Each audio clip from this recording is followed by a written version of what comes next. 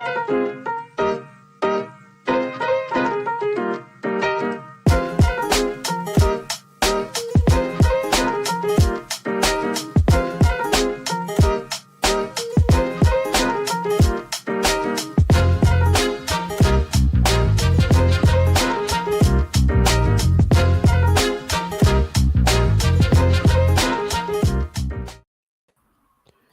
look at that.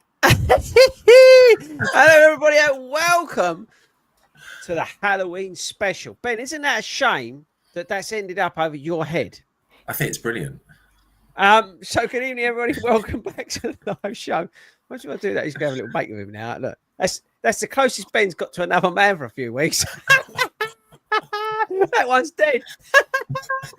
Just pre-warn everyone. This is going to be the tone for the whole show. We've ticked off the diversity box, obviously. Yeah. If you're watching this, you would have got all those jokes. If you're listening to this, you'll think, "Oh shit, not this podcast again." But we are back and we are live, and it's Halloween, and it's not my fault. The team have dressed up. Al's got his ghosts on his head. Bev's got her pumpkin glasses, and Ben's got his ugly mask on. So you asked for it.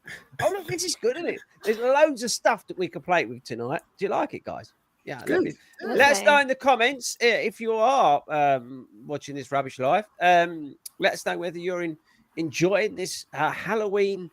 I was going to say festive show, but that's totally wrong, isn't it? But yes, we're back. And did you all miss us? Maybe, maybe not. But we are back live this week. I think we might be live next week as well. We have tried to mix it up over the last few weeks with some sort of pre-recorded ones. So I hope you've enjoyed them. But yes, I've got Coach Al with me tonight. As I said, I've got Ben down there, got Beth here. I do want to give a big shout out to Hayden, who's recovering. So big love towards him. So yeah, that's all gone well. So that's good news. But yeah, big shout out to him. And lastly, shout out to Skechers, our sponsors, skechers.co.uk. Go and check out the new Aero range. And they're supporting the Christmas run, which is going to be awesome. If you're not signed up for that, it's probably too late. But don't worry about it. And I think that's it. How are we doing, team? Al, what have you been up to? I was trying to think last time I was on. It was probably early September. So I've got a new laptop. I'm on my third car. And I think I've been to 4 different countries for parkrun. I think. I'm not sure. But other than that, it's been good. Yeah. Other than that, you've just had a really boring couple of weeks. Yeah, nothing much has happened. No, nothing much. Beth, where are we in the sort of injury scale? I've already been off 7 weeks. I've got another 5. So bloody hell. I'm currently finding like joys in a Peloton bike. Right, so okay. I've gone to cycling. I'm going to the gym loads. I'm swimming, and I've learnt to crochet. So I've learnt to crochet. They're potato things you eat. What? You're thinking of croquet, whatever they're called. No, It's the same thing. So you'll be making potatoes that you can eat. If you want to see it like that, yeah. Basically, yes. That's the simple man that I am. And young Lovely. Beth, I don't know if you're aware of this. Ben did the most absolutely pointless race in the world. I saw a photo of that one. Yeah, it was like if there was a bigger waste of time for anybody to do, Ben did it. That's a little harsh. Well, you tell me.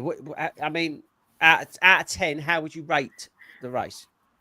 Not your performance, the race. So the first 22 miles, I would go like 8 out of 10. The last 4 miles, yeah, because it's nice. I mean, the weather. I can't mark it down for the weather, right?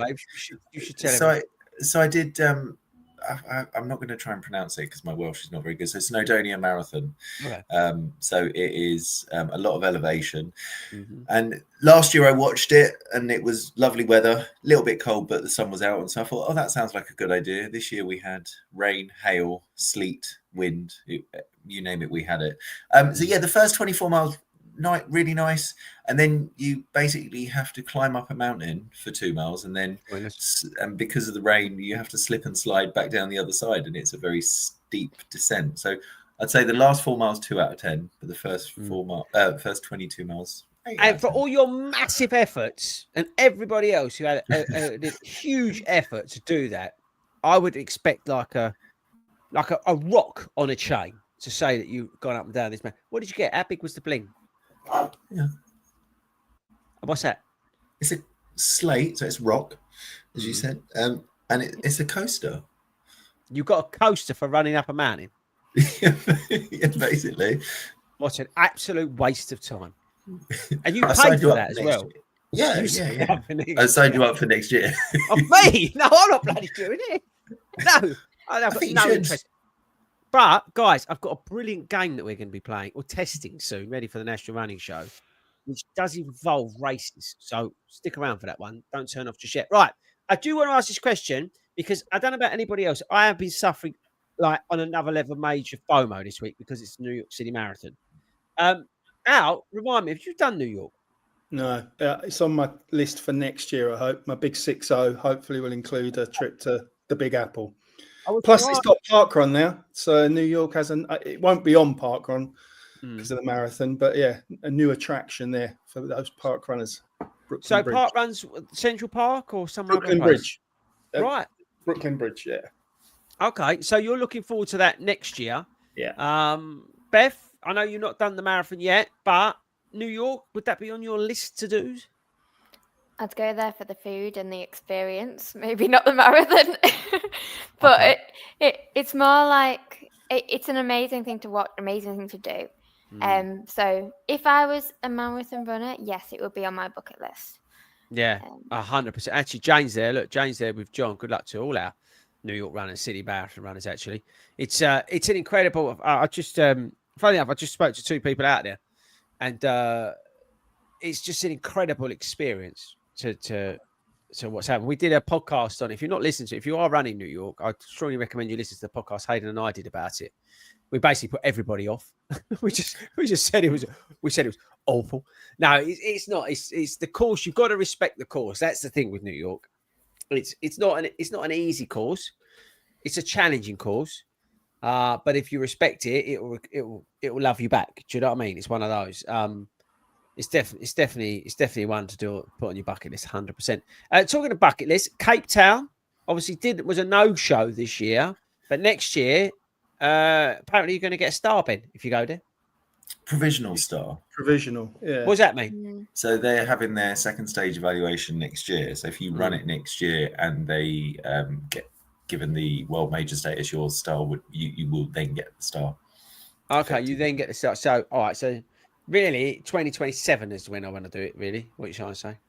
I mean, you can if you run it next year and it does get its status, you'll get the star from that. So there's no difference. Yeah, but if they turn around and go, no, then I've just wasted 26.2 miles of effort. There is that, but then you are running in Cape Town, which is and I love the look of Cape Town, but at the same time, it's like going to Wales and running up a mountain for a coaster. It's a total waste of time, isn't it? But so cheaper to go to Wales. A lot cheaper. A lot cheaper. Lastly, let's do a little round. Did anybody go in the Sydney ballot? Hands up if you went in the Sydney ballot. No, not for me. And let's go round again. Hands up if anybody got in the Sydney ballot because they're stupid enough to do that as well as Tokyo next year. Anybody? Oh, they got in. Oh, that's a shame. The man who's going to be bleeding money next year. If you're out, if you're in a scrape and you need money, same with you, Bev, don't go to Ben next year. He's going to have nothing. Because he's basically spending it on flying around the world. I've got a world tour. It's the Ben World Tour next year. But are you, on a serious point, are you excited about it?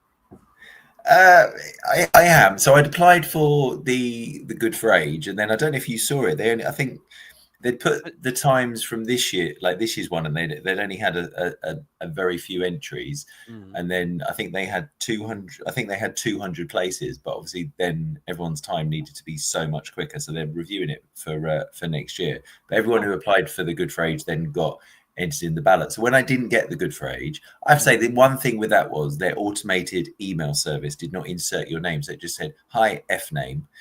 Literally said that. You didn't. Yeah, exactly. I was like. Okay, lucky it wasn't another letter. Appreciate I wasn't quick enough, but you don't no need to drop that in. No. And then you just saw, so I was like, brilliant. Didn't get into Sydney, great. Didn't need to save some money. And but hey, you've gone in the ballot. And I text you. And then we were like, that came through at 2:30. What was that, Tuesday morning? And so then I was like, Wednesday. We're both messaging each other going, I really hope we don't get in. I really hope we don't get in because I know what's he's going, oh, yeah, I could do without this next year, do without this. Then I get a message when I wake up, did you get in? And I knew as soon as he sent that, he was in. Well, because I was waiting for you to say something and you hadn't. And then I was just like, right, I'm going to have to drop this now. And I was just like, oh, it's brilliant. oh, It's that no. best day ever. Like, I genuinely woke up and saw 3 emails going, great news, congratulations. And in my head, I'm just going, no, none of the above. Anybody else would be like buzzing. Do you know what I mean? And he's just like, I've got an idea for Ben. Ben, you stay in Tokyo and you hike across Southeast Asia and then you land in Australia ready for the August race. I like it. It's perfect. I like it. I mean, that and you can kind of drop in from all your different locations every other couple of weeks to let us know how you're going. Across. Yeah, I think it's brilliant. The worst was my friend lives in Sydney, and so I messaged him and went, "Hey, I've got Sydney." He went, "Oh, I land back from Europe on the day before the marathon." I'm like, "Oh, so I can't stay with you then." Clearly, got to get a hotel. Yeah, that's so. If anyone in Australia, Matt, I can see Matt's listening. Matt, I'm coming to sleep on your sofa. Yeah, if anybody wants to put Ben up for the week, just email in. I'm a cheap date at hotmail.com. I've got to be careful how I push this, but my son will be in Sydney by then. He's going out in March. He'll be there during the race. There we go. There we go. We go. could definitely see what he's charging for his spare. Millions. I'd put up millions. By the way, everybody, we're talking about, and this is interesting. Anybody who's on the chat already, I've seen some comments and thanks for tuning in. We're talking about running etiquette soon. And this was brought up by my young colleague, James Page, who's actually in his spare time as a doctor. And he came to me with a story about running etiquette. And actually, I thought this is a great subject for a podcast. So we will be coming on to that. Okay. So bear with us. Now, I've got 2 other things to get onto. First is obviously we've got the potential game coming, which we are going to play. But I haven't done an intro for it, Beth. So we may need to work on that. But again, concept. Think of this as concept. But before we do that, I was driving home the other night. I picked Daisy up, was driving home, and I saw 4 idiots. Can you imagine why I refer to them as idiots? Ben? I'm going to go with you saw people running without a light. Yeah, it really, it blows my mind, right? They were all, and this is, I'm going to get shot for this. Beth, you might want to ring Wilco. They were all of the same age. So they were all that, let's say, pre-COVID, post-COVID generation that's got into running, which I haven't got a problem with, as you all know. I love the fact everyone's doing it. But they were all that age. Each one of those helmets was dressed in black. Yeah, standard. They all had their socks. The girls had their socks over the top of their running leggings things because that looks good, and I'll make them right. But the blokes as well, all in black. None of them had any reflective gear on. So that's one strike. None of them had any lights on. Second strike. I mean, what is the matter with these people, right? And don't get me wrong, I know motorists, we're murder, yeah, and all that sort of stuff. And there's a lot of idiots on the road, and I get all that, right? But can someone, how can, and I put a reel out in the end. I'm like, hopefully somebody then passes this on to their son or daughter who's taken up running, which is brilliant. But how can we educate this generation of, and this is where I think the brands, right, they're all trying to sell their trainers and all their other to everybody, right, all over socials. I have to give, and this is not a plug for them at all, right, but I give sportshoes.com credit because I saw an advert from them, from their higher state jackets that keeps coming up about being reflective and things like that. But I'm not seeing any of the brands pushing, like, guys, why not wear some lights and stuff?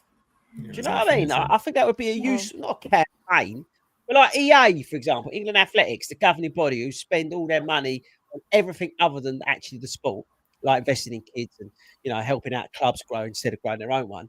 But why not? They do a campaign. I might be wrong, maybe they are, but about getting people out wearing lights. Yeah. The issue I've got with lights, and the other issue with it is it's not necessary. So I saw, similar to you, Monday, I was driving back from the gym and I saw a slightly older person run, like I say slightly older, but not to what you're talking about. Older than and they you? were running about the same age, so yeah, not that old. But they were all in black, obviously, because hey, why not? That's the perfect thing. But running, and they had their torch on their iPhone, and they were using it obviously to guide them where they were going. Now, lights are not. Yes, they're there to highlight for you to watch your foot in, but it's more about me in my car seeing something that reflects and goes, oh, there's a runner there that I don't want to hit.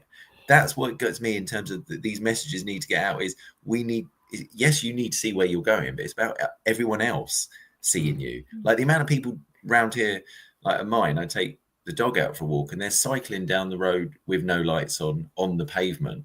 You get a runner coming the other way, you're gonna get a collision. It's just ridiculous. Yeah, and it's not a sight. And I'm the first one to have a go at a bikeist person, but generally you are, yeah. It's not their fault. You know what I mean? You don't see it. Well, I suppose occasionally you see like the e-bikes, but in general, most of those bikes have got lights on, right? Why? Because they don't want to get hit by a car. So I know you're on the pavement, but you're probably going to cross and stuff. There's a really good image that comes around every winter, and it's all to do with like one side of it is like if you're wearing black on not a light, then one side of it is if you're wearing something reflective and you are on a light, and it's like chalk and cheese, like totally different. And it comes around every single year, and people say, "Oh yeah, like do it," but then you still go out on the roads and you still like you say, and see people in total black, and it's whether it's a kind of resources piece, whether people like just haven't purchased one, don't want to purchase one, but there's something I think that needs to like change. The thing is, they're not. And I'm the first person in terms of cost, right? I get it, 1,000,000%. I get it. Running's meant to be cheap. It's meant to be, free. Go out, do whatever you want, unless you want to like really get into it. Yeah, I get all that. But if you're going to spend £200 on a pair of Mega Blasts, or you're going to spend £210 on a pair of On Cloud Monsters, not that being stereotypical, you're welcome. But why not spend 15 quid, 10 quid, or even $9.99 on Amazon for a light?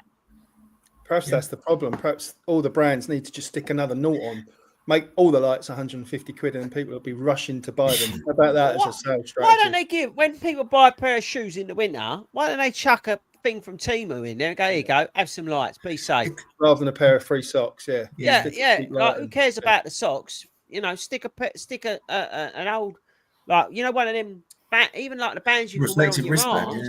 Like $5.99, you can buy them on Temu for like nothing, 99p, like job lot from wherever they get supply from. Well, I remember a couple of years ago, the petrol stations were doing the beanies with the light in, and they became really popular. We sell them on the store out. Wilco's got one, I think, as well. Yeah, you got it from the store. So you can literally pick them up in your garage with 20 quid's worth of petrol. Get them for £5. It don't make any sense. So my point, the reason I bring it up, obviously, we want people to be safe and stuff like that, but I just can't work it out. Where the thing comes down, people go, I've had a brilliant idea. I'm going to dress in black and run around in the dark. But it leads on. And put headphones on as well, don't forget. That's the other thing headphones with my music turned right up loud, so I can't hear it. It scares me to death. I'll be straight up with you. One of the runners was a young lady. Again, it might be a woman, but she, 25, whatever, maybe younger, right? She's got headphones in and she's running along and it's dark. It's horrible that you even have to think about this in terms of, but what was she thinking about with the headphones and all that sort of stuff? Like, not even like the opposite. She's got no like awareness around her.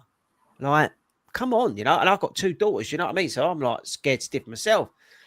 But it's like, you know what I mean? It's awful to think about it. But I'm thinking, where's your brains, love? Yeah. Like, you know what I mean? Dressed in black, you've got Apple earphones things in, probably noise cancelling, and you're running along in the dark. Really? And it was 8 o'clock, but still, right? Kind of related to this. I know a lot of our Carlisle lot went yesterday. This Girl Can and England Athletics are running a Lift the Curfew campaign. Well, I'm going to come on to that, Beth, because I disagree with this. Do you? Yeah, I'll tell you why. Because it shouldn't be one time of the year. That's true. It should be all the time. they should. I appreciate that they're bringing awareness around it, right? But you may have noticed on our club socials, we've done a similar sort of thing. And what we made the point about at the club. Sorry to cut across you, Beth. By the way, I do apologise. No, good. But I'm quite passionate about this. I get annoyed because just because the clocks have changed, nothing within our club has. So people come together, be safe. That doesn't matter what time of the year. Also, right, you're going to kill me, Beth. Don't. What about the blokes as well, feeling safe as well? Why go? And I agree 100,000,000%. I've got a house full of girls, okay? But what about the blokes as well? It should be a bigger conversation over a longer period of time than just one night. I appreciate why they're highlighting it, and it should be highlighted it. But as a club, I'm so proud of our club, especially our women-run leaders, by the way, and our blokes, but our women-run leaders, about bringing people together on a weekly basis. We do this week in, week out across the country, over 50 locations, right? We bring people together, and they're highlighting for one night just to look good on Instagram. And that's where I get a little bit annoyed, because what they should be doing as them, they should be promoting all the clubs that are out there every week doing it. You know, local here, Broxbourne Runners, Wear Joggers, you know, ourselves, but, you know, your town, just here locally that are doing that. That's what should be highlighted in that campaign. Yeah, not just one single night and about women. What about the blokes as well who may be fearful? Yeah, no, totally agree. I think it should be something for everyone. And it's that it's the whole thing that like 40 Runs is about, isn't it? It's going out, being with people, kind of that feeling of being safe, feeling of being with others, and that's what it's all about. It doesn't matter who you are, where you are. No. It's all about kind of that inclusion year wide, and that safety year wide. So, but all the clubs, you think about all the amazing clubs across the whole country. Forget just 40 Runs. Yeah, we're the biggest club in the thing. We've you know, whatever runners out a week, thousands, right? But you think about the other clubs that are doing the same. I'll just name some from around here that do a cracking job. Hartford Runners up the road and things like that. You know, there's so many of these amazing clubs across the country. So it doesn't matter where you find your tribe, right? They're doing a brilliant job, but throughout the year. And it's a conversation that safety should be spoken about all the time.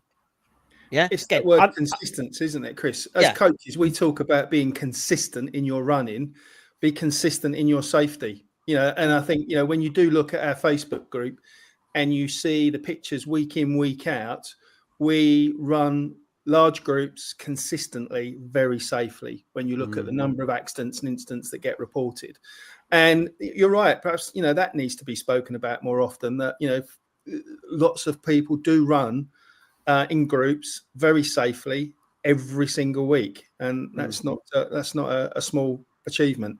Yeah, and I think that's the thing. I think with what that message, what I think England Athletics and that things, again, not criticising. I think any work that's done to highlight safety is a good thing. Okay, 100%. But what I think that really should have done was, look, here's all your local clubs. Go and join one of them. That's again, I'm not 100% sure on the messaging, so maybe I'm speaking out of turn, Beth, but I think maybe I missed that, but I don't think they're doing that. They're just saying, you know, run together and that sort of thing. Yeah, the one that kind of basically it was what you're saying was set up in Carlisle. So it was basically all the clubs got together and it was for everyone. It was to like for that that bringing everyone together, showcasing the power of local clubs in the area. That's what it should be. Look, again, I'm not being critical deliberately. I'm just saying I wish that it was something that was happening all the time. And as a club, as I said to you, I'm so proud of everything we do. Just because the clock's changed doesn't mean anything changes with what we do. We're there. The guys and girls like yourself, you know, everybody, they're there every week. You know what I mean? They're turning up, rain or shine, you know, and they're getting people together, and they're giving people. Look at Wilco down in Broxbourne, a vehicle to get people together safely every week. It's brilliant, and that should be celebrated. But again, it is men and women. Please don't. And I appreciate the women's 100%, but don't forget the blokes as well, because I've been in situations where I've gone, oh, it's a bit lively down here, and I feel like I can handle myself. Do you know what I mean? But you do feel a bit, you know, sometimes you go through an area, you can feel a bit like that, even as a geezer. Do you know what I mean? So, yeah, it should be spoken about more widely. But anyway, let's move on. Beth, you took us right down a dark path there. See what I did there. Ben, I tell you what, to cheer everybody up, Ben, let's just cheer everyone up. Let's get back on top. There we go. Hey! Sorry, on the pod, I just put a pumpkin over his head. Right. This is going to be potentially, because I don't know if everybody knew, but we're live at the National Running Show, okay? We are bringing the chaos to the National Running Show, all right? And one of the things we're going to be doing is we're going to be doing a quiz. But I'm not sure, a game, but I'm not sure which one we should use yet. So I was thinking to myself, maybe we should try a new one. Now, I didn't have the time to, because basically I was out buying LED lights for what's going on in the Halloween part behind me. So I haven't had the time to do an intro bit. But I feel like if this goes well, the next time we do it, it could be. All right. So this game is titled Yay or Nay. Okay. So you have to say yay or nay. It's clues in the title. I'm going to read you 15, it's quick fire, of the most epic half marathons as listed in therunning.week.com. Okay. And you have to go yay or nay whether you would do it or whether it would be more epic. I'm not sure. I'm not really fussed, really. So, again, it's quick fire. So imagine, actually, you three, and if you're listening at home and you haven't turned off my random rave, I want you to be sitting there and think that you're in the audience at one of our live shows. Anybody who's been to a live show, anything can happen. But I now want you to feel like you're going to be taking part. When I say it, you've got to put your arm up and go, yay or nay. But still, get them to stand up. Visual. Yeah, stand up. Yeah. Stand up. If you're running along and you're listening to this as a podcast, remember, just remind yourself that this is award winning. But also, I want you to shout out loudly, yay or nay. So people around you think you're nuts. It's brilliant. Okay, are you ready? And again, this is genuine. This is an article from runningweek.com. They have named the 15 most epic half marathons according to them. Are you ready? So this is where we need an intro. Yeah, this is where the intro comes in. You know what I mean? So we might have to think about it. Right, are you ready? First one. Al, I'm going to start with you. Oh, right. So it's individual. We're not all going together. No. We're going to run round. So round normally robin, you'd all shout in the crowd. Yeah, that's what I was expecting. Yeah, but okay. we're doing this for podcast purposes. And it's just yay or nay. No maybes. Yeah. No, you can't sit on the fence. Kilimanjaro half marathon now. Yay. Ben? Yay. Beth? Nay. No. We'll come back to that. Al, Victoria Falls half marathon, yay or nay? Yay. Al, you should have said yay, John. I like to travel. Yeah. Yay. Ben, go. Yay. Yeah. Beth? Yay. Okay. Okay. The United, I don't know why we got the sponsor in there. The United Airlines New York City half marathon, Al. I say nay because I'm going to go and do New York Marathon next year, so break it up a bit. Break it up. Ben? Same nay. No. Same reason. Oh. Go and do the full. Beth? I'll go yay. Right. Great Wall half marathon now? Nay. Ooh. Too Ben? many steps. Have you not seen those steps? Nay. You just done the Snowdon Heart Marathon. Why would you? I mean, honestly, all of these you Food. say yay to. It's all an No, improvement. food. Oh, okay. Don't like rice. Nay. Too much wall. Too much wall. There's too much. You're so picky, you lot. All I would say to you, by the way, just take you a little drift. Imagine we was now playing really epically good music in the background while we're doing this. Okay. I don't even know how to pronounce this. Good. Right. I don't know where this is. I maybe should have researched some of these. The Angkor Wat International Half Marathon. How do you know where that is? Somewhere in Thailand, Cambodia. There. Cambodia. Yeah. Yeah. Okay. Angkor Yay or Wat's nay Angkor. then? Nay. Ben? Yay. Beth? Nay. Okay. Oh, this sounds good. The Honolulu Half Marathon now. Oh, yay. yeah. Ben? Hawaii. Yay. Yay. Beth? Yay. Yeah, 100%. The Monterey Bay Half Marathon now. Yay. Yeah. I was like, yeah. Yay. Ben? Yeah. Yay. All day long. Nice. Ben, you've got to say yes to this, but I'm coming back out first. The Houston Half Marathon now. Probably nay. No. Ben? No, nay. Oh, your exes live in Texas today. Beth? Doesn't really appeal, so nay. Can you say that about Texas? Key West Half Marathon now. Yes. Yeah. That would Whatever. be cool if it was over the bridge, wouldn't it? Yeah. I like a bridge. Yeah, Ben. Yay. Yeah, Beth. Yay. Is everyone still playing along at home? Not sure where this is. Rose Bowl half marathon. Al. It's just my. That'd be California somewhere. Yeah. Okay. Yeah. LA somewhere. Yay. Yay. Yeah, Ben. No. No, Beth. Well, I've done all of America by this point, so nay. Actually, the rest of these. Oh no, no, no. I think this would be quite cool. The Louisiana half marathon.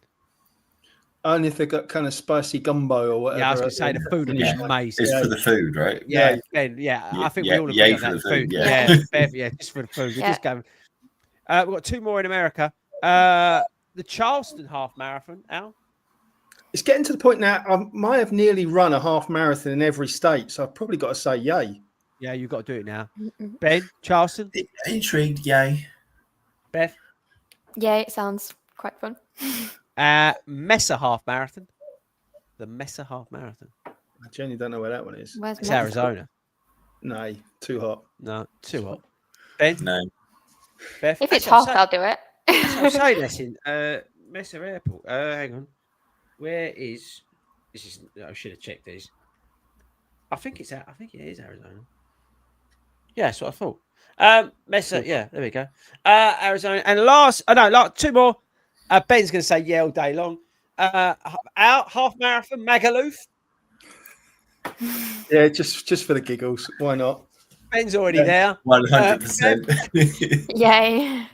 And the last one, I think you might have done this, Al. But again, that's why I thought it was quite a cool one. The Lisbon half marathon. I haven't yet, but it is a super half, so I think Ben may have done it. So you're a nay because you've done it. I'm a yay because I still got to do it. Oh, okay. It's the other way around. So Ben, you've done it, haven't you? I've done it, yeah. Yeah. Beth. I don't want to do it, so yay. But Ben, would you put that on the 15 most epic half marathon list? Lisbon? I mean, out of the super halves, I would have put. I'd put the Well, no, next just year. in general. I mean, you Just think, general- right? It's because you start on the bridge. That's why I think it's probably on there. It's one of the only races that you can run. So you start on the actual main bridge. So it's pretty cool from that perspective. But you would have But I thought, wouldn't Al, say it's right? epic.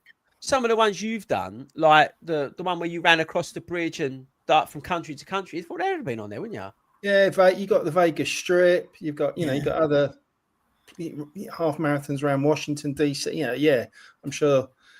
That one you did that was a half, wasn't it? From Detroit, where you did Canada and Yeah, so that is an epic half marathon. I would say that should be on there. That would be one I'd love to do. Because Maybe we should do our own list and send it into Running Wing and say, we reviewed your list and we said it's terrible. There you go. It's a list that we put out and we get our listeners to offer up and we select our 15 with our reviews. So it's actually tried and tested because we have tried run and them. tested. Absolutely. Yeah, we should start our own running magazine and write these sort of things and send it. But to be fair to Running Week, they put it out together. So and now, Beth, the outro we play. So I mean, and then everyone's clapping, going wild. It's Lovely. great. So on a scale of 1 to 10, Beth, how well do you think that would work at the National Running Show? A solid 10 being like amazing, like literally everybody's losing their Mhm. mind. They're going to put us on the main stage. Jenny Faulkner's left the National Running Show because we've been such a success. Or 0, Jenny Faulkner's laughing her head off thinking, what do these people do there all day long?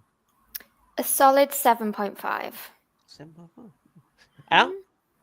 Yeah, Bearing in mind, we'd have glitz with this. I was going to say it needs a bit of music and it probably needs some visuals in the background on the big Yeah. screen. So Ben could have a map. Oh, I like the With a map. map. Yeah, I like that. With a little plane flying between each of the half marathons. Yes. And then a cost, the dollar sign Yeah. racking up tens Yeah. and tens of thousands. Yeah. That's a 10 then. 10, okay. Ben, Yeah, with improvements, I think we'd get to a 6 or 7. you think Jenny Faulkner would be nervous? To a 6 or 7. Only to a 6 With or 7. improvements. I mean, I think it's a success if Jenny Faulkner laughs at us and goes, "What are these guys doing?" I mean, we like to go and disrupt, right? So That's a solid 10 from my Yeah, eye. exactly. That's a solid 10. Right, well, let us know if you send an email into wedon'tcare@gmail.com and let us know your thoughts on that. We'd be very interested to know. Otherwise, that may be coming to the National Running Show that you've all signed up for, by the way. And if you haven't signed up for that, not the show necessarily, but you're coming on to that. We're there on Saturday, but get involved in the rave run. That's afterwards at 5 o'clock. make sure you sign up for that. That's going to be an awesome event. Okay, team. Race day etiquette. Now, as I said, Dr. James Page had the right hump about this. He'd done the Battersea half marathon, right? And I think he would have gone and done a PB if he hadn't have lost his SHIT at some lady on the way around. Okay. Now, if you know Pagey, he's not small, right? He's not like a set of car keys. Do you know what I mean? You can see him running about. So you tend to stay away from Pagey because he's a big old lump, and you're probably just going to go around. And he's a placid guy, peaceful guy, would do anything for you. He sticks to his own lane, goes around. So to rile him up, in a way, I wish I was there to have seen it, because this woman must have done something pretty bad to get him upset. So, in terms of race day etiquette, how much, before we get into the sort of things that I've wrote down, how much do you actually like think about this sort of stuff, Al, when you're on the start line or through the race? Do you make a conscious effort to have some etiquette, or does it come naturally? I guess it.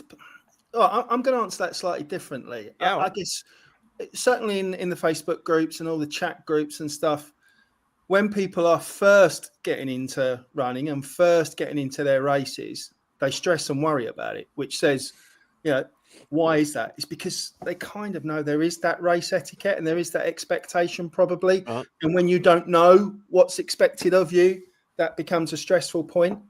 And obviously, as you get more experienced, I suppose it's a bit, what's the comparison? It's a bit like driving. When you first start driving, you don't know what you're doing. Everything's going left, right and centre. Then 2 years down the line, it's all subconscious. You've driven for 3 hours and you don't even remember. So I guess that's just that part of kind of gaining experience. I think all of us here will probably say we try to follow etiquette, but there's limits, isn't there? And I'm going to reserve judgment because I know I break a few that we're probably. I think how tactful that was. We're all a bit guilty of it. I'm not going to come over as too pious and righteous because we've all had moments, right? You all had those dark days, and it's you got to remember, you've got adrenaline, then you've got fatigue, and the brain's not operating necessarily at its peak, and lack of blood sugar and all this sort of stuff can send you doolally, right? So I would say we all take a pinch of salt. You know what I mean? It's like that. It's like the Formula One cars, they all crash and bang into each other, swear about each other on the radio. Then you put them in the cool down room after. They're all best mates. It's that sort of thing. It happens out on the track, and it's one of those things, right? Beth, what's your sort of feeling on this in terms of race etiquette? Is it something you're conscious of, especially like around park run and things like that? Yeah, I'm quite nicey. Like I respect other people, and other people, then I would hope respect like my little bubble, my little space.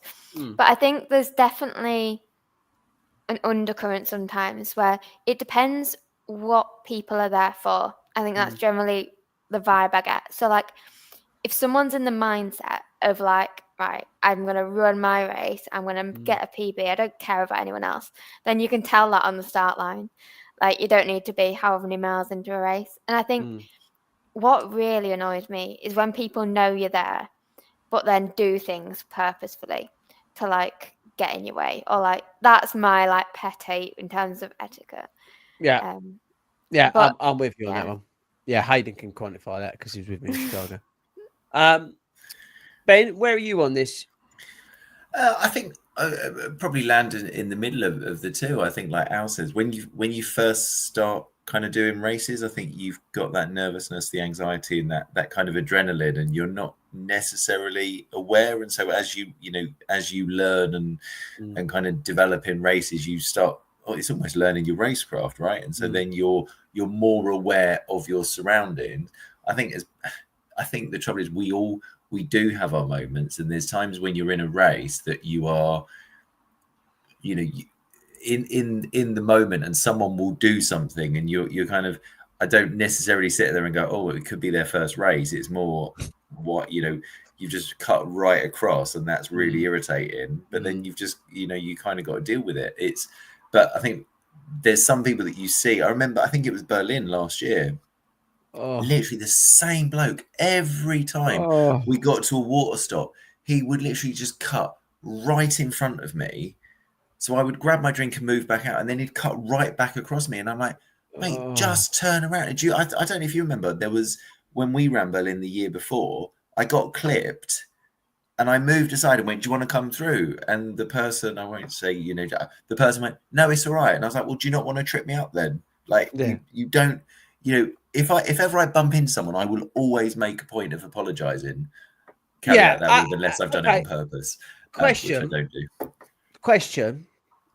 We're going to get so much trouble. We need admin on. I think we'll go with the lawyers. But no, do you think in terms of the international races that we've done, I'm treading very carefully here, there's less etiquette at those races than, let's say, at home? Because I've noticed that there is a less etiquette at international races. Again, I'm not going to go into specifics, but definitely there's less etiquette. How have you noticed that you've been flying about? Is it less etiquette or just different cultural norms and therefore different? So let me give you one example that I'm quite conscious of, because I've been doing a bit of run walking. Depending on where you are, sometimes there is kind of no guidance about, if you're run walking, stick to the right, stick to the left. There's also the issue about signaling by raising your hand that you're about to stop. And in some parts of America, that's been really, quite well self-policed. So you kind of know and you start to pick up. In other places, it's just chaotic. And, I think we've all experienced what Ben's talking about, someone hogging that blue line on a major, but they need to get to the water station. They want to get back on that blue line as quickly as possible. I may have done that once or twice. I'm not saying. Again, we've all been guilty of it. Like, we're not saints here. We're not saying but I know. Beth? I think running's a very individual race, and sometimes that comes across in people's kind of runs. So, like, when you're in a big moment, so take a major, take a super half. Yeah. The moment takes over, and you don't necessarily. I don't want to say you don't function. Yeah, you don't mean in the way that you would at home, because there's less pressure, there's less intensity on that moment. So I think a lot of the time, a lot of things people do, they just don't know you're there, or like it's totally unintentional. I think it's the ones that are intentional that just really get my head in. I think again, we were talking about drivers earlier. It's that similar sort of thing. You put some people into a car and they turn into a total moron. Or no, better way to describe it, and I can Beth, you're going to be with me on this one. It's like when you walk through into a terminal at an airport. It's like you walk through that, the thing that goes round the door that goes down. As soon as 99% of the people go through that, they turn into a complete and utter thicko. It's like, let's be as thick as we can while we're in this airport. I'm going to bounce this trolley into as many people as I can. I'm going to stand in everybody's way. But then you take them out of the terminal, and they're really nice people, extremely clever, extremely articulate. Put them back in, turn into a complete moron. It's that one of those things, isn't it? And some people, right or wrong, you put them into a scenario, like you say, like a race, and they as soon as they cross the line, they lose all their brains. It's like and then they pick them up at the end with their medal. It doesn't make any sense, but again, it's just human nature to a degree. But I do think, this is where I'm going with it, I do think that maybe some of the races should, you think it's common sense, but should put some guidelines out in terms of etiquette, because we've got a new generation of runners. Again, we alluded to them earlier. But that's brilliant. And they're all signing up for these races. They're making sure that all the race prices are going up because they're all doing them. But it's a good thing, yeah? They're swelling up these races, and that's brilliant that they're doing this stuff. And they are then inspiring their mates to go and sign up for stuff. I was I think the other week, and I was hearing, it's my first 5K. And, they were like that age group. And that's cracking that's happening, right? But bless them, no one's ever told them that you shouldn't really walk ideally in the middle of it, or like run 4 abreast with your mates. Again, I'll run with my mates. Yeah, we've been guilty of that in the past. You know, that sort of thing, or don't stop suddenly. Line up in your pace accordingly. You know, the basic things. You know, tell people around you that I'm just going in there, or there's a bollard, or there's a water station, or something. You know, those little things that we all probably take for granted because we're experienced runners and we've done a lot of races. These guys and girls that get into it, which is again brilliant, they probably never experienced that. So should the races, and this is a question, should the races give some direction on that? Let me use a real example, because I was commenting about this to Carolyn a couple of weeks ago. I think the UK doesn't do particularly well when it comes to managing the fallout, the debris, the chaos that is water stations. Having run a few half marathons in different countries this year, the ability of people to respect the drop zones and using the bins has been noticeable. And that's what made me stop and think, going, actually, this is well policed. And it is self-policing because people, and again, I think that comes back to the cultural norm. If you come from a country that doesn't litter, why would you do it on race day? But I think we've got some room for improvement, because I've run in some races where it's been absolutely carnage, and you fear for your safety, an hour into the race because of the slip hazards, the trip hazards, and what doesn't. But where I was going, I've noticed that quite often now the race guidance does talk about water stations and drop zones and please be respectful and everything else. So perhaps they just need to think about extending some of those key messages.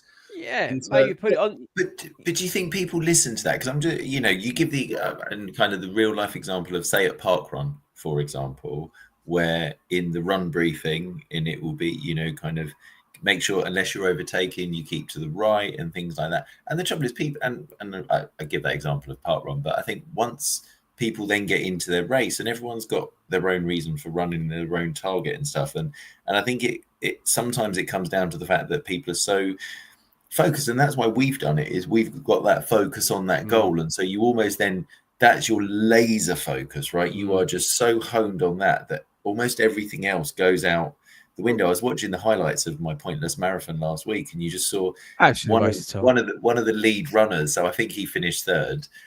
He slipped down the hill, by the way, fractured his arm on the way.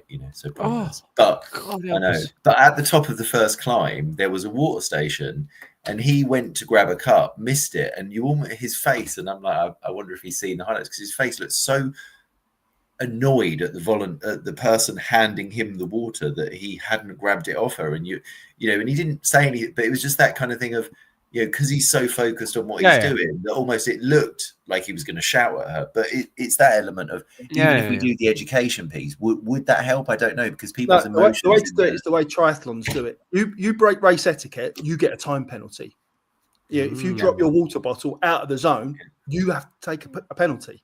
So I know that's not feasible when you've got 46,000 people. No, but I think it's a good shout out. If you that's how they police it. I think the answer is we self-police by that kind of.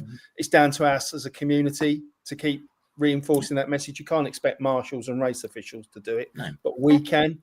We can point out when we see things that's not acceptable, and just keep reminding people. Some people, it's the 20-80-20 in it, will never take any notice. But if you can shift a few into the better behaved, then it's a success. Talking about triathlons, I did a triathlon in a relay in Cumbria. It was a lakesman, and it was like an ultra one basically. And I did the half Ironman basically. And did you get a tattoo? Because that's what Hayden wants. He wants to do a half marathon and get the full tattoo. A nice coaster, apparently. The people that did the full thing did, because you have to go in the water and then on the bike and stuff. Yeah, that's what Hayden said. But Hayden's going to say he's going to do the half and get it tattoo. If you did the relay, you've then done the Ironman. So technically, you've done it. Get the tattoo. Yeah. Exactly. Maybe that's how we could do it, Ben. And then we, like Hayden, we could get the tattoo on the snide. Sorry, go ahead, Ben. No, all good. So and then we did that half marathon, but the etiquette was completely different. They did like a race briefing, like a virtual race briefing, like the week before. So like you actually saw the people on the screen. It was a bit like a parkrun briefing where they go through all that kind of stuff. And then actually on the day, it was laps, but people kind of like took care of each other because you were all in it for the same thing. They've been in there a while and all that kind of stuff. And from my experience, that was completely different to someone who's individually in it for like a race, because you kind of, that competitive edge comes out in you, and you're just kind of, all kind of etiquette rules go out the window. You're just in it for you. But on this relay thing, it was really quite nice. I'll give you an example, right? So I got this email today, important update. Hi, Mr. Ford. Your upcoming event, ATW Remembrance Run, Saturday, 8th of November. We look forward to seeing you. Blah, blah, blah. Here are the final details to share with you. Race information's here. Download them. Please take time to read it. All that sort of stuff.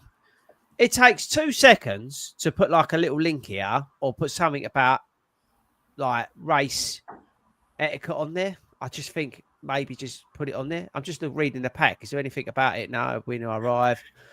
Are you reading the pack? Because yeah, no, Ben, I'll make you laugh, because right? you generally don't read. You Ben, would normally have deleted that. You just well, I was just about to mention that this was in my deleted box, but there's no mention in this, and I'm skim reading, but because I'm a hero, I can do that. But there's no mention in there, and I like ATW. I'm not picking on them just because I got that today. There's no mention in there about race etiquette. But they are, I would say, with ATW and my general kind of experience when we do local races, I don't tend to find maybe that's just me. I don't tend to find too much of an issue with race etiquette. No, shall I tell you why? Because a lot of the races they do are sort of localish ones, and you get a lot of club runners and those sort of runners taking part. So they're a little bit more experienced with that sort of thing. And I do want to give I may be wrong, but I do want to give Parkrun a shout out. I think they do a great job. I rarely go to a parkrun and think that bloke's an absolute helmet for cutting me up. I rarely get that, and that's me who like lives life like I do with my autistic brain. I very rarely see an issue at parkrun. I would say actually, in the contrary, it's quite a nice. It's not quite. It is a nice place to go and run. Everybody's very, very polite. Again, you're going to get the 1 or 2 helmets, but in general, I have to commend them. I think they do a fantastic job, and people who go there for the right reason.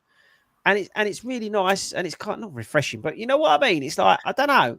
It's just something about it that you don't seem to get those sort of helmets there. There's a few recently on, I don't know, Beth, you've probably seen ours as well, like on parkrun tourism and stuff like that, that a few of the, let's say, the faster park runs in the country are now, like certainly Rickmansworth and Canterbury, where I am, I constantly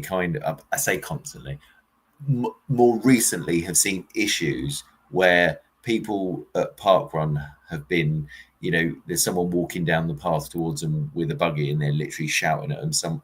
A kid's been kind of toppled out of a buggy. But the trouble is, but to your point, if you go, how many people in the UK do parkrun, you only hear the bad stories, right? And it's a real shame, but it just seems there's a few, the minority ruin it sometimes. Yeah, but that Canterbury one, Ben, that Canterbury one, there's too many people on those paths. Yes, I think it's and again, it's not their fault. It's just too popular. And the trouble is, if you got someone walking down that hill towards the runners, quite narrow. There's quite a lot of people who do that. Again, it's brilliant that all these people want to go out and run. And how can the RD do anything about it? Do you know what I mean? And people, if I knew parkrun was on at the park, I'd avoid it for half hour. And people are saying that's what they're doing now. Yeah, I would say, I'll walk the dog, a bit later or a bit earlier, and that's fine. But so that's not their fault. But the point is I'm in a good way. I think parkrun actually does a very good job, parkrun in general, of promoting that sort of, because as you say, they always say, look, try and do this, stay there, that sort of stuff. Right? I think it's brilliant. I know when I'm RD at talking, what I generally say is that if everyone gave a thank you marshal to each of the marshals there, then those marshals will get over 300 thank yous. And that means a lot to them. They're the people that are standing out, the volunteers. Yeah. So it's that kind of etiquette as well that you don't necessarily see at races. You see people standing out, but you don't necessarily think to say, thank you, Marshall, or thank you for volunteering. So that sort of thing as well is really well done at parkrun. Yeah, that's a good point actually about the volunteers, Beth. You are right. And I know I have, Ben can, not because he's my mate, but in general, I tend to say thank you to volunteers. ATW is a great example because most of them we know anyway. But I always tend to say thank you to the volunteers anyway.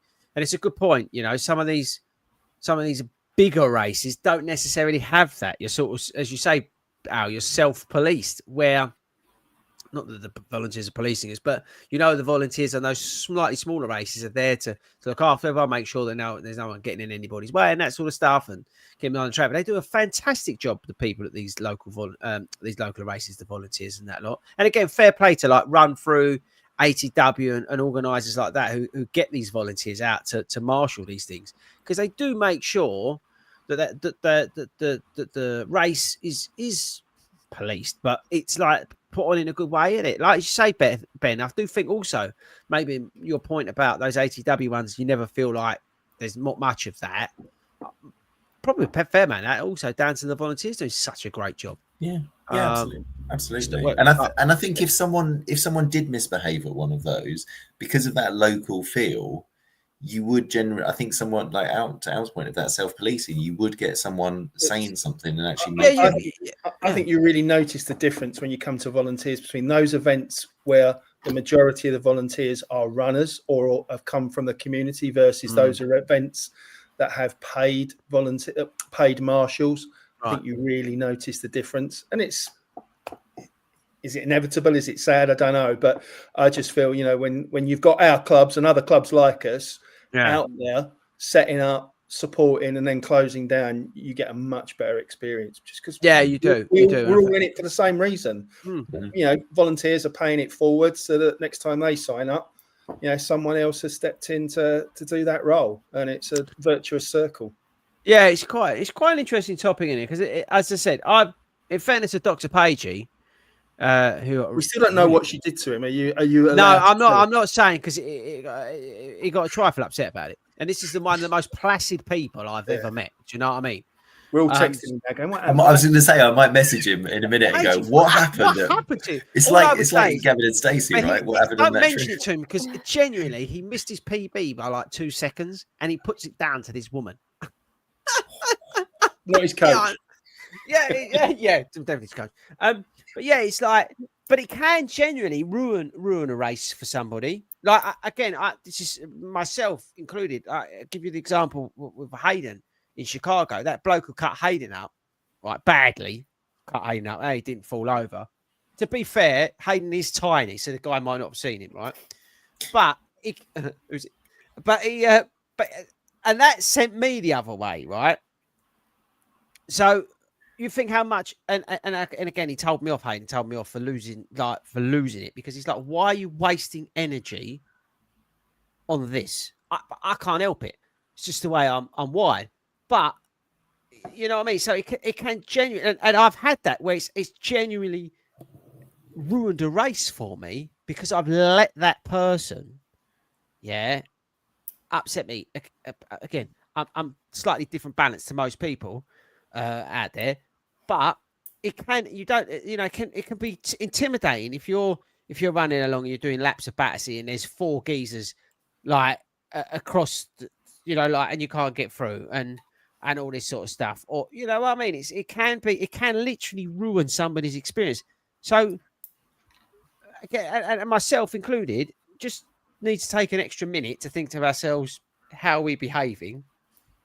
Are we being respectful of people around us? Maybe. Do what you like.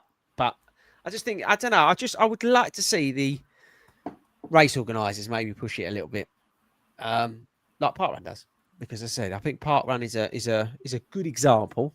Again, we only hear about the helmets, but I think in general, Parkrun does a cracking job every week of providing that space where people can do their, parkrun and get on with it and improve their wellness through doing it. So fair play to them. So that's it. That's the weekly live stream podcast, whatever you want to call this.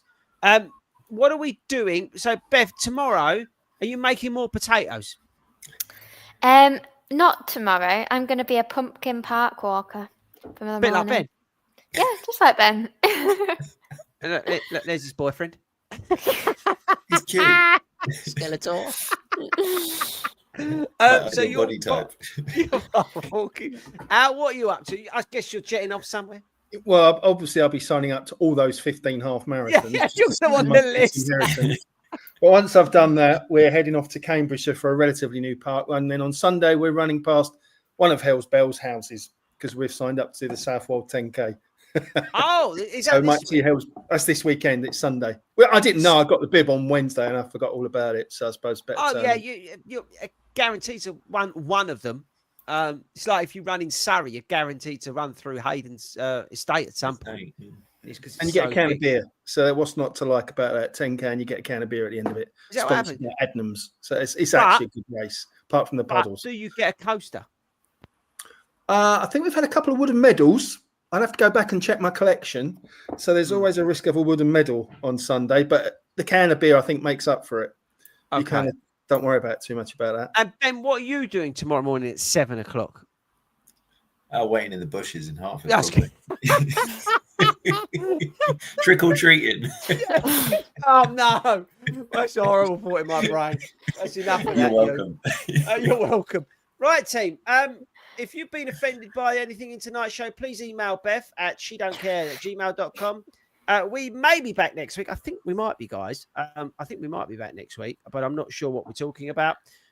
You'll just have to wait and see. Good luck to everybody who's in New York this weekend. Yeah. Please don't message me because I've got such bad FOMO. I just don't want to hear about it.